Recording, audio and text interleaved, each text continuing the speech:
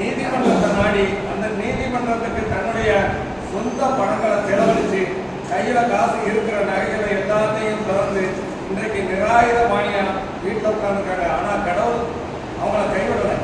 தீர்ப்பு நமக்கு சாதகமாக தந்திருக்காங்க. இந்த போராட்ட காலத்தில் நானும் அம்மாவும் பல ஆண்டு காலங்களாக பயணிச்சிருக்கோம். எதுவாக இருந்தாலும் நாங்கள் கலந்து ஆலோசிப்போம்.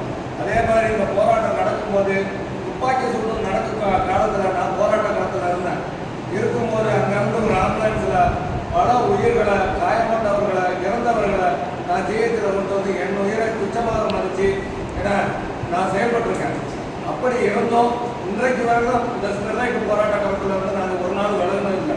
நாங்கள் கடைசி வரைக்கும் ஒன்று கூடி தான் அடைஞ்சிருக்கோம். அடைஞ்சு சிறப்பாக நீதிமன்றம் நமக்கு ஒரு தீர்ப்பு, நல்ல தீர்ப்பு தந்தது போல அதை காரியம் பண்ணுறதுக்கு ஒரு நல்ல தீர்ப்பு தரணுன்றத நாங்கள் எதிர்பார்க்கிறோம். இதுக்கு வந்து முக்கியமாக அம்மாவுக்கு வந்து நிறைய வாழ்த்துக்களை தெரிவிக்கணும், நன்றியும் தெரிவிச்சுக்கிறோம். இந்த தமிழக வாழ்வுரிமை கட்சி தான்.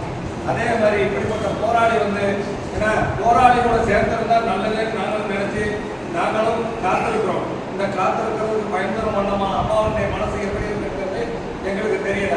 அவங்க இந்த போராளியாக கைகோர்க்கணும்னு சொல்லி நாங்கள் விரும்புகிறோம். இதுக்கு அம்மா தான் ஒரு முடிவு எடுக்கணும். நன்றி.